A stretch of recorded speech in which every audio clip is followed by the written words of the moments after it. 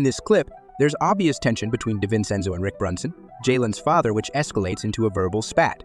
Both of them have fiery personalities, and the intensity from the game might have carried over, causing tempers to flare. The moment is heightened since it's Donte's first game back in New York after being traded to Minnesota. Being a former Knick, DiVincenzo has a lot of emotions tied to this matchup, and his competitive edge could have sparked this confrontation. Situations like these can swing the momentum in games, depending on how teams respond afterward.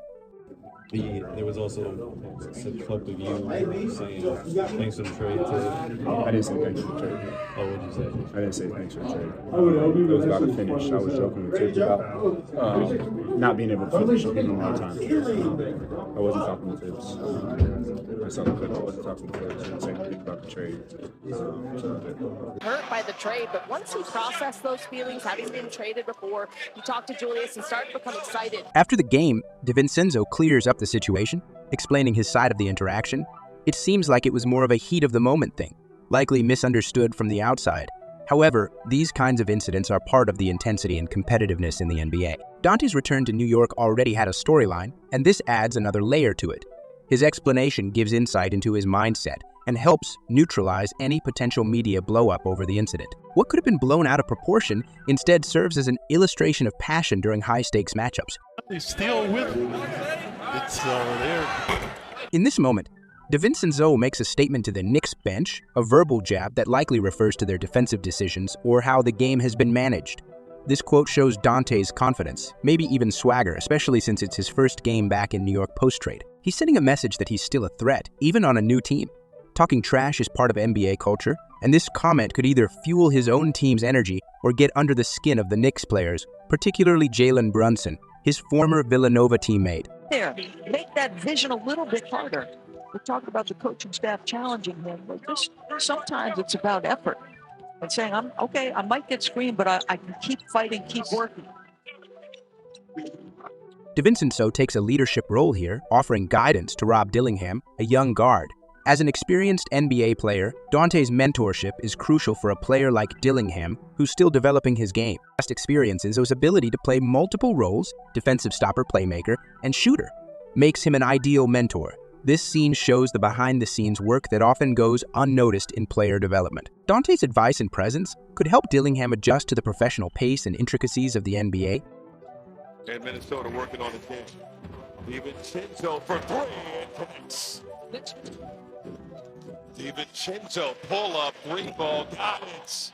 Second three-pointer for DiVincenzo. DiVincenzo's shooting early in the game sends a message that he's not fazed by the New York crowd or the recent trade. Starting 2 for 2 from deep shows that he's locked in and confident. Being back in Madison Square Garden could have added pressure, but instead, he seems to thrive off it. His ability to knock down shots from the perimeter gives Minnesota extra spacing and forces the Knicks' defense to account for him, opening up the floor for guys like Edwards and Zion. This is a feel-good moment, showing the mutual respect and friendship between Brunson and DiVincenzo, two former Villanova teammates. Despite the intensity of the game and competitive nature on the court, this hug reminds us of the bond these players have off the court.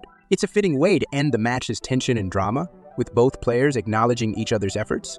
It's a nice reminder of the relationships formed in the NBA, transcending team allegiances. 6 on the shot clock, and an errant pass turns into a steal for Herb Jones. Mentioned he was first-team all-defense last year. The line for Zion and a right-handed flush. That's a rare defensive move. This play highlights Zion Williamson's athleticism and chemistry with CJ McCollum. Zion, known for his incredible leaping ability and power, finishes the lob emphatically. The way McCollum times the pass shows trust between the two, and the explosiveness of Zion on the receiving end gives Minnesota a physical and emotional boost. Zion's ability to run the floor and finish above the rim is what makes him so dynamic, and this play likely shifts momentum by energizing both the crowd and his teammates. In the corner,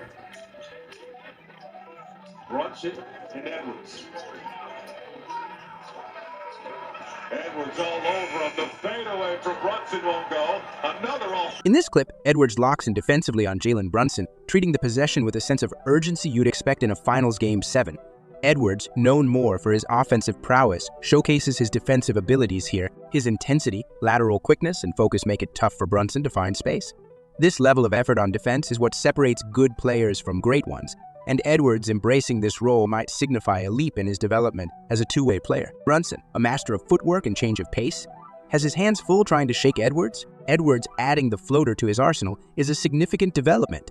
It's a shot that many elite guards use to counter rim protectors, and worked on it in the offseason. This clip likely highlights a few of those deep floaters, which create spacing problems for defenses unsure whether to step up or drop back.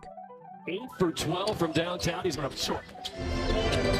Edwards looking to shake it big. Off the bounce for 3. So if he gets too tough on you, let me know. There's Anthony Edwards. Oh, now 2 consecutive threes. Naked 3. Now here's Alexander Walker connecting with Minot. The trailer is Anthony Edwards, and he hits another 3. What's capacity crowd? Back from down 11 in the final half minute of the first half, and it was only a matter of time before he finished with 25 and 12.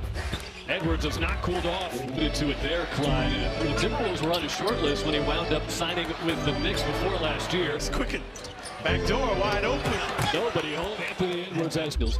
Not a lot of people around the league knew that he would turn into this, but he's certainly been an excellent defensive player as Edwards shooting from beyond the arc. Going 8 for 13 from 3 is an impressive stat line, and it shows how versatile his scoring is.